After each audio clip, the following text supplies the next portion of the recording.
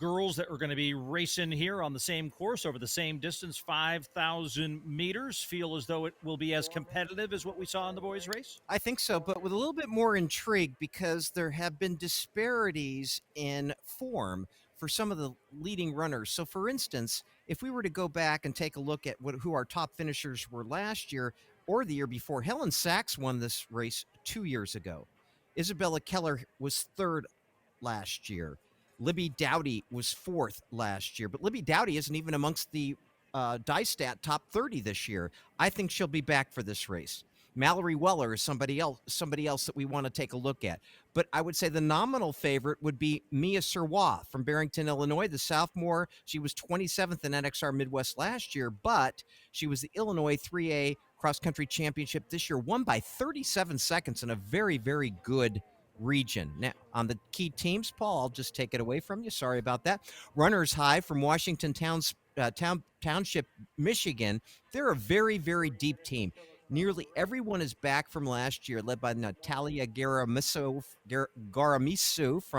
who was sixth at state, and the sisters Rabovsky, Annie and Violet. Extremely deep. Lemrak and Croy. Well, that's Carmel and York spelled backwards. Lemrak, led by Larkin Taylor, 10th at her state meet, and Sadie Foley, 12th at her state meet.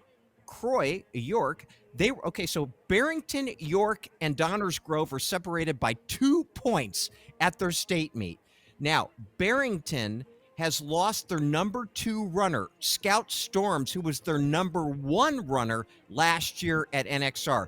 That's going to hurt the Dark Horse Distance Project, otherwise from Barrington, Illinois. Croy and Downers Grove North, they would probably be the favorites behind Romeo to get that second spot.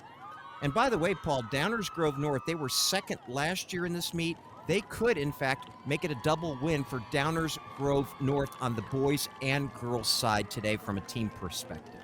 Currently 7 teams out of the Midwest here, ranked in the top 29 by DieStat, as the last team to get an at-large bid was last year, Elmhurst out of Illinois, picking up that. It was the 7th at-large bid for this region. Again, 5 states represented: Indiana, Illinois, Ohio, Michigan, and Missouri. A lot of firepower in this region. There is, and we're going to get more than 2 teams from this region that will get advanced into NXN. We might even get 3 or 4. But I think one of the things that's we got to have to be concerned about is Barrington, because that Dark Horse Distance Project, without their number 2 runner, Scout Storms, a very, very different team. And the question is, will the selection committee, if they were to finish 3rd or 4th and Storms was able to come back, would they add Barrington, Illinois, the Dark Horse Distance Project, into the mix? Last year in this race, it was an infomercial for Rachel Forsyth as she took the win in decisive fashion, and by doing so set a new course record, 16:31.1. It was a remarkable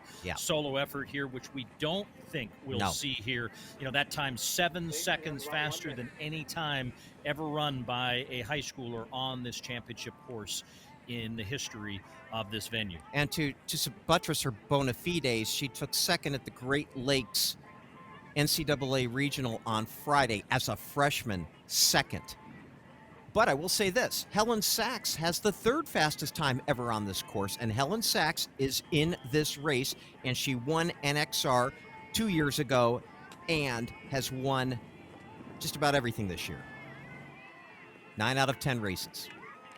Underway racing at Laverne Gibson Championship Course as the top girls from around the region descend upon Indiana for Nike Cross Regionals Midwest. As we get the racing underway over the course of the next few moments, you'll see on the left side of your screen all the competitors that were on the line to start this race as they gather themselves here in the first few hundred meters, again running the same stretch of ground. You can see that little kind of channel on the left side. That is actually the finish line chute that they're actually running upon right now. They'll close and flag that off here as they get themselves out onto the race course. The only part of the course they see more than one time here, over 5,000 meters. This, similar to the boys' race, will be interesting to see how it develops. There are really about 9 young ladies you could throw a blanket over, any one of which could win. And so I think how this race develops will be very, very interesting.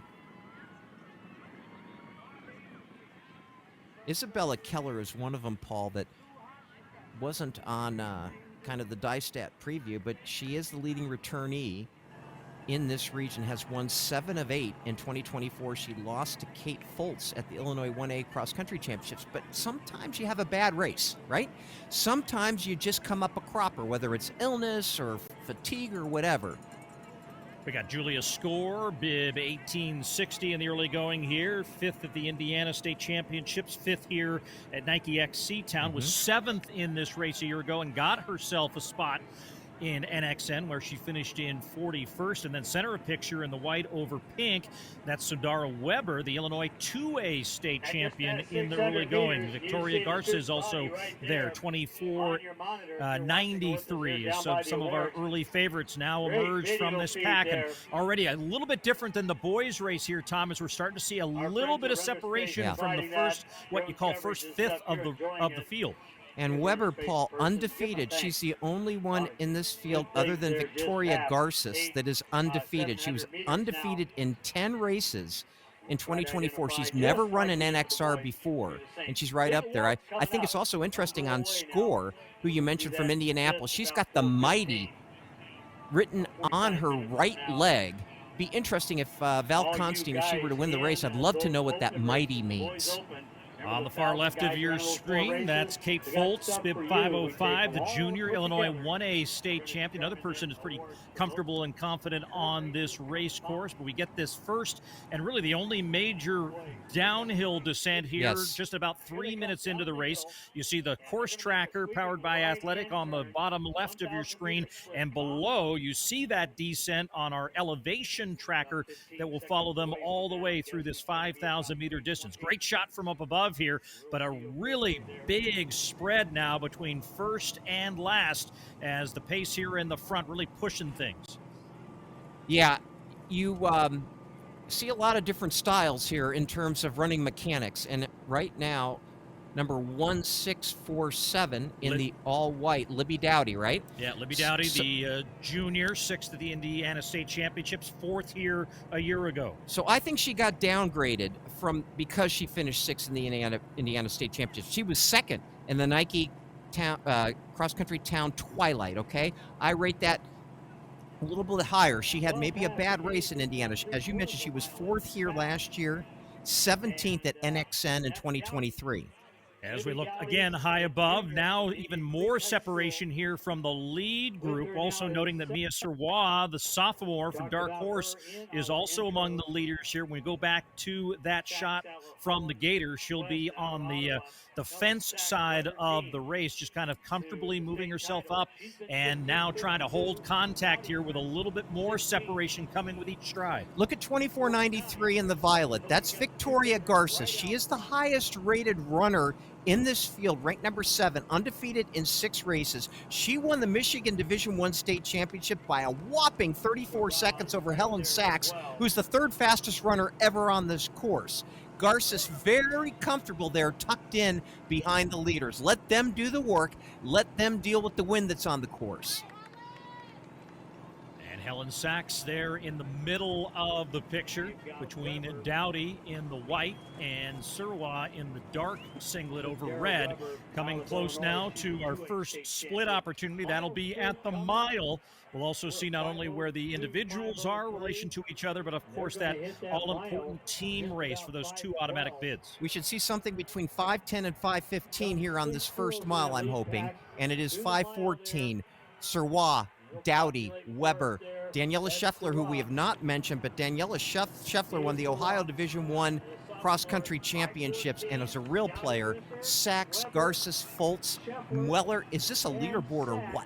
And then Swan, maybe the only person that is not amongst the favorites, Julia Score. Everybody in it, Paul.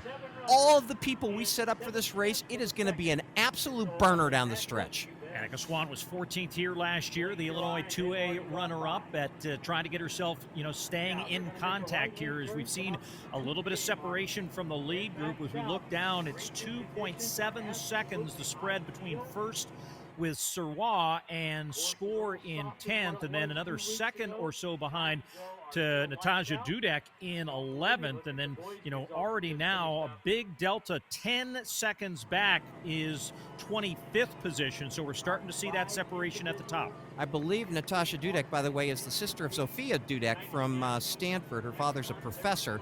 One thing I did want to mention is that the pace right now, Paul, they are running actually 16:20 pace. That's in line to break Forsyth's course record, but unlikely to happen. But they've gone out very, very fast. Just as we saw in the boys' race as well. And now Sirois is going to assert herself here and move to the lead, see who responds. Helen Sachs the first to do so right now. But from high above, again, a dwindling number here at the front. What looks like maybe 8 girls here in the lead group. And it was pretty close between the top 10 at the mile. So this second mile really starting to separate things. Very important for Sirois. She represents that Dark Horse Distance Project, which is in the very thick of the team battle right now, 5 points behind Davidson Cross Country from Ohio, and Lemrack, i.e. Carmel, Prospect Running Club, Croy, i.e. York, Downers North only 6th. But it is still a very dynamic, as you would put it, and a great way of putting it, leaderboard. Now, Paul, a little bit of separation here starting to develop between the top 3. Garces getting a little bit dropped back there. Yeah, that's Scheffler in 3rd. Daniela out of Lake in Ohio, the Ohio Division I champion, who was 52nd here a year ago. But as they see a little bit of undulations here, it'll be Dowdy in the white over black back there in about, 5th, 6th position, trying to move alongside Kate Foltz and try to get within contact and maybe starting to key on Victoria Garces. And what you hope is, with the pace quickening up in front, if somebody falls off the back like Garces, then somebody in that group behind him has a target to try to bring them a little bit closer. And interesting here, Isabella Keller, who was 17th at the mile, she surprisingly ranked number 11th in the country, and maybe she's one of the ones that can move up through this pack. Surprising to be back. Garces beat Helen Sachs by 34 seconds at state, and now Sachs has got a little bit of gap on Garces. That can be the difference from one week to the next in these athletes. That's why you can't just go on the most recent, or have a recency bias on this thing. You see on that elevation tracker a little bit of incline now for these young women as they go through what is now this almost the second half, maybe is now the second half of this 5-kilometer distance as they race for a ticket to Nike Cross Nationals in early December. Again, the top 5 individuals will all get invitations, and anyone associated with a team in that top 5 that also advances, well, their spot will be given to the next spot on the order. So top 10 is very important here in the context of getting yourself to Nike Cross Nationals. Sirois kind of running on her own here, adjacent to those large groups of spectators that move between different portions of the course. Mallory Weller starting to move up, Paul. She's number 1679, a little bit behind that group, but she has the most leg speed. She's a 209 800-meter runner, so she can kind of hoof it and get up with that lead group. Now, Garces has now kind of rejoined that lead pack, and now we are into the cat and mouse part of this show. Who is going to, among these 4, or if Weller can move up, among these 5 is going to take it?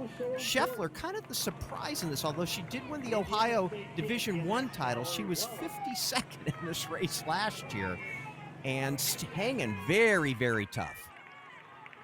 Yeah, good shot from high above. Now you can see that delta between the top 4 and the rest of the field beginning to fall back just a little bit. So getting ourselves set up for a similar race to the finish that we saw in the boys race when Ben Crane outlasted everyone. And we'll hint here, but we'll remind you when we get to that finish line, we've seen this year after year at places like Laverne Gibson where you have very long straightaway stretches to the finish. It can seem like the finish line is a lot closer than it really is, and Crane was the patient one in that boys race and he won. It's very true. It's an optical illusion. I really like the way Helen Sachs looks in second. Remember, Sachs was injured all last year. The only person she's lost to is Garces, who's right on her shoulder. Sachs won this race in 2022 with the 3rd fastest time ever run on this course. And of the 4, Paul, at this moment, she looks like the most comfortable. As they come through the second mile, they race that in 5:31.8, 10:46 flat for Sirois as the leader here. The sophomore leading this group that includes the former champion Helen Sachs, Victoria Garces, and Daniela Scheffler, and then Mallory Weller back about 7.5 seconds, almost 7 seconds back of the fourth placer there. So a big group of four and a sizable difference between them and the rest of the field. Look at Sachs, great purchase on the course, if we can get back to camera one here for a second. Sachs, great purchase off the course, really looking like she's got a lot of bounce in her stride. They're running about 16:45 pace. When Sachs won in 2022, she ran 16:47.9. This is well within her. She lost a year to injury. You've got to believe she's the hungriest athlete in this race. And Scheffler in the white back there in fourth, trying to find some room. And Garces moving up a little bit, too. Yeah, they're just really using the entire width of this course, trying to move and try not to allow anyone to be right behind them, stride for stride. Sirois still out there in front as we start to gear up for the last, 4.5 minutes of racing here at Laverne Gibson for a girls Midwest Regional Championship. Downers North, Paul, has moved up 5 spots in the team battle. Very well-timed race. If they could sweep both the boys and the girls team championships, they now have a 25-point bulge over runners high. And that's the Romeo, Michigan team, Paul. None of the Romeo, Michigan people were in the front. Romeo, Michigan has moved up 6 spots. They're the top-ranked team in this region, number 6. They moved up 6 places in the last mile. And Cadet Distance Project out of Indiana currently in third position of the team standings, as we'll wait to see how that unfolds in the last mile of the race. But now to unfold here in the late going is a great battle. It looks like maybe it's down to 3. Scheffler trying to stay within contact with the leaders. Yeah, and I still like Sachs in this race. Sirois looking good. Garces seems to be struggling always to stay with these two. Even though Garces beat Sachs by 34 seconds last week, Garces is struggling a little bit. Who has the best leg speed? Well, that's a bit of a push, Paul. All 3 of them are kind of in that same 1,600, 3,200 range in terms of their PRs. For instance, Garces a 4:51 miler, Sachs a 4:51 miler, Sirois a 10:19 2-miler. And look at Garces, still hanging in there. Yeah, Garces is 24.93, Sachs 24.83, and Sirois there just kind of running her own race is now trying to move over and cover this little bit of move by Helen Sachs. Maybe Sachs having a little bit of an understanding of where these tangents are in this race course, a little bit better than the sophomore. Sirois, though, did race here a year ago, finishing in 27th. About a little less than maybe 2 minutes and 40 seconds left in the race, and this is going to be some of the 2 minutes and 40 seconds most dramatic you've ever seen, because it's really hard right now to pick out who of these 3 will emerge. My money would be on Sachs. You know, never underestimate the heart of a champion, Paul. She wasn't able to run last year. She won in 2022. Never underestimate the heart of a champion. Well, Sirois now with a couple of strides maybe on Garces and Sachs as we gear up for this final stretch. Who will try to make the push move? We saw earlier in that boys race an early move into that final stretch that was actually covered by the then leader Ben Crane, and he was able to come back and reassert himself and take the lead right Garces, now. look at Garces move up, covered the move. And so Sirois now trying to make it a 2-girl race here as they wind up for the final stretch. Garces there in second, and Sachs losing contact with every stride. Garces undefeated this year. Sirois hasn't lost this year. Mano a mano now. As they're going to make this turn for home here momentarily, they'll come through the standard by where they started the race, and then it is that long stretch to the finish, deceivingly long. And now Garces going to make that move, and we'll see if that move is at the right time. It looks like Sirois really struggling now, Paul, looking down every so often. Garces, eyes focused straight, really long strides, really good turnover. This is Garcis's race to lose. The number 7 ranked team person in the country, undefeated this year. She is going to run away with this thing down the stretch, Paul. Helen Sachs back there in third position. Again, as we have 5 women coming to the line, trying to get automatic invites here, irrespective of how their teams perform on this day. But Victoria Garces, Michigan Division I champion, 48th a year ago, going up against the sophomore Mia Serwa, trying to find anything in the tank that can close this gap in the final stretch, but does not appear that she's going to have enough real estate to get herself in position to overtake Garces for the win. Into the final stretch here. And it will be Victoria Garces out of Michigan's going to take the Midwest Girls Championship here over 5,000 meters at Laverne Gibson. Serwa will finish second, and Helen Sachs, the 22 winner, will come back in 2024 and get a ticket punched to Nike Cross Nationals, finishing in third. And now the race behind for the final 2 automatic spots. Mallory Weller finishing up there as well, along with Daniela Scheffler. That is your top 5. 16:53 flat for Victoria Garces. Victoria Garces appeared to be playing possum that entire race, Paul, until the very end. She was always at the back, always looking like she was going to lose contact at some point. But she knew her race, she knew her path, she was confident, and then she exploded when she needed to. But she was always just a little bit back of the leaders. Always looked like if there was going to be somebody that was going to be separated, it was going to be her. And she played a little possum. She got in there and did the job. Congratulations to her. She remains undefeated. The time itself, the 9th fastest ever run on this course. And as the rest of the racers race to the line, we'll keep an eye up above as the team scores will begin to populate just as soon as 5 members of their team cross the line. And again, the caveat always in this dynamic scoring is those scores will change as they update the results, removing unattached athletes and rescoring the race. We saw in the boys' race as well. Sometimes there's an athlete that may have lost a bib, like TJ Hansen did in the boys' race, and they'll have to manually enter that. So all these results for the moment, unofficial, but with our eyes, we can tell you Victoria Garces was the first to be across the line here as the Nike Midwest champion. And I would say this, that Serwa ran a terrific race for a 10th grader, and that Dark Horse Distance Project, which is going to rely on her for critical points to try to get in to the team score situation as well. That low stick is going to come in handy. The team scores still populating, 116 have finished. It's going to be tight, though. And you can see right now the early leaderboard shows just how tight it's going to be.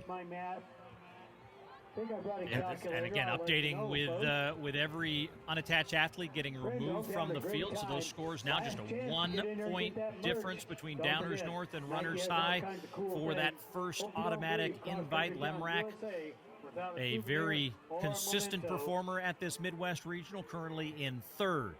Annabelle Pollert for Lemrack moved up 26 spots between mile 2 and 3. That alone can get it done. But her teammate Sadie Foley finished 42nd. She moved up 18 spots from mile 2 to 3. Between the two of them, with Lemrack, 44 spots between miles 2 and 3. Oh, and let's add Larkin Taylor, because she added 25 spots between mile 2 and 3. 69 spots between those 3 athletes. And another update to the scores there, and another update, just as I say there was another update, 112 points, just 2 points separating first and second, 4 points separating first and third. And if we look down to fourth, which you don't see on that screen, that's Cadet Distance Project. They are in fourth with 128 points. So, boy, the decisions that will be made by the committee here after the conclusion of all the regionals, how many squads out of this Midwest region deserve to be in Portland in December? I don't envy Rich Gonzalez, because this is a tough region, and there should be multiple teams. Now, Downers North They were led by Elena Todman. She finished 33rd. Now, she picked up 11 spots in that last mile. Audrey Caston finished 46. She was the number 2 runner. Mackenzie Willard, 56, number 3 runner. And Tom, look now, it's a tie between Runners High and Lemrack. Wow. So that'll be an interesting one to unravel here as we'll wait for those scores again to become official, as we'll in a moment go down to the finish line, as we will talk with Val Constein once again, thanks to her help for bringing the sights and sounds from the finish line and talking to our top teams and individuals today, as she will have an opportunity to talk with Victoria Garces, our winner here in the girls' championship race out of the state of Michigan. But I am not going to begin to say who I have now. Now I've got 4 points. So we'll await those team results to be official here, and we're ready now with Val Constein, who's with our winner, Victoria Garces, in the girls' race. We've got 4 or 5 levels. Welcome back. The girls' race just finished, and I'm here with the winner, Victoria. Tell me, how does it feel to be the winner today? It's kind of surreal. I don't know. Just even a year ago, I never would have thought this could have happened. So I'm definitely just grateful and happy to be here, healthy, and actually get to say that I won. So, yeah.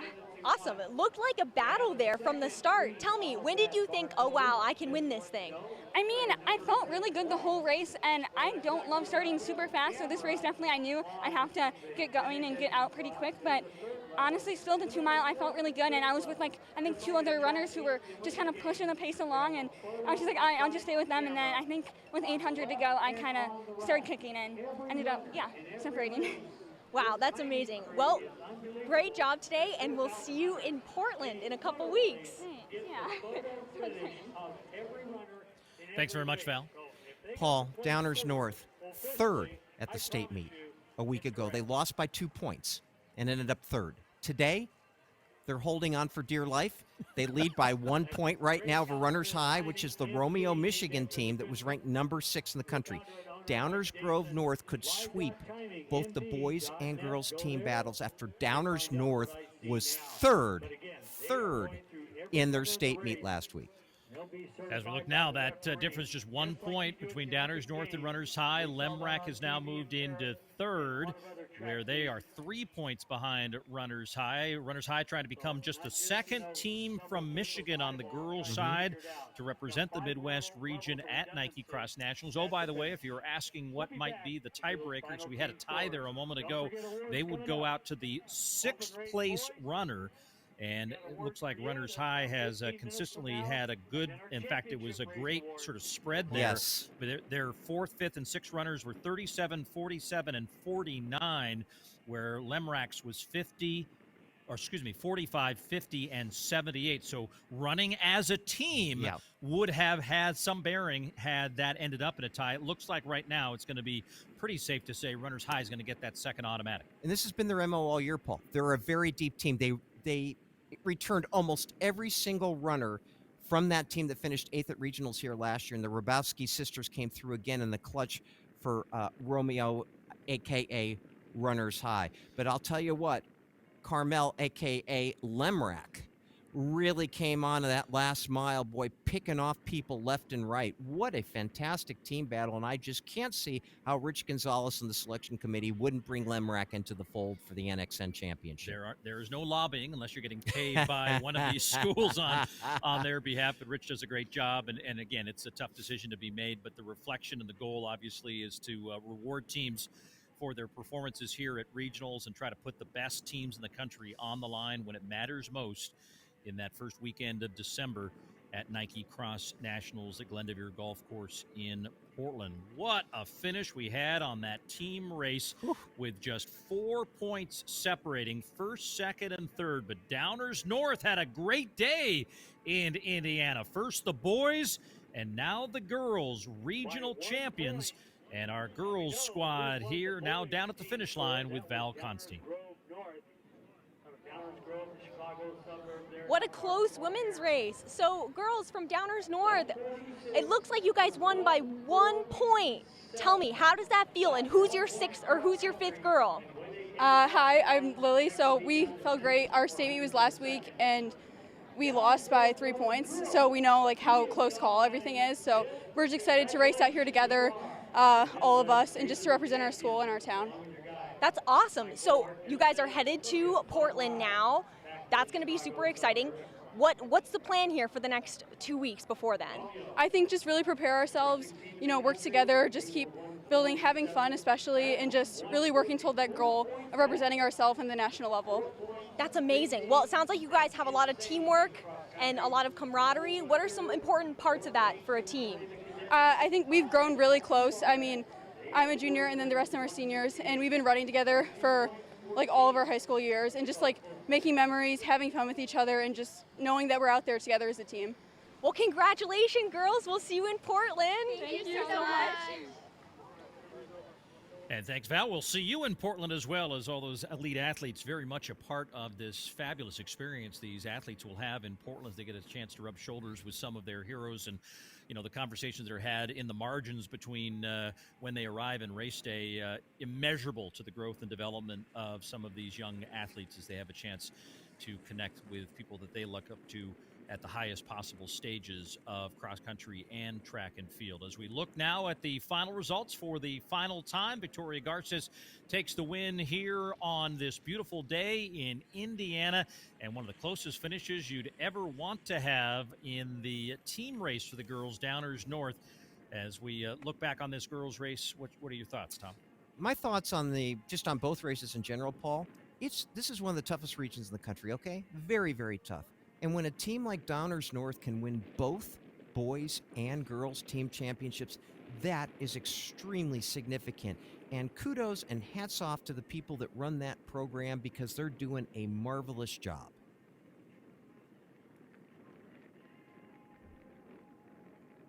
Well, Laverne Gibson certainly did not disappoint. Once again, a championship caliber setup for racing, and the athletes did not disappoint. Congratulations to our top teams and top individuals that now will move on to compete for national bragging rights at Nike Cross Nationals in early December. A reminder for some of those teams on the bubble now, hoping for at-large selection. We have to wait as we look at our schedule. Look at November 23rd. 5 regionals for you next Saturday. We'll call it our Super Saturday of high school cross country as part of a expanded kind of championship season of races across the country, north and south of the border, as well as you see our coverage up in Canada. And don't forget, the indoor track and field season is just about ready to start, and lots of those events will be live for you right here on runnerspace.com. 2 weekends of Nike Cross Regionals in the books, and today on a sunny day in Indiana. Congratulations to Downers North sweeping the boys and girls team race.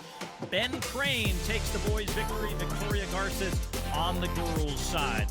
5 regionals next Saturday here on runnerspace.com. For Tom Fuhr and Val Constein, I'm Paul Swangard. So long from the Midwest.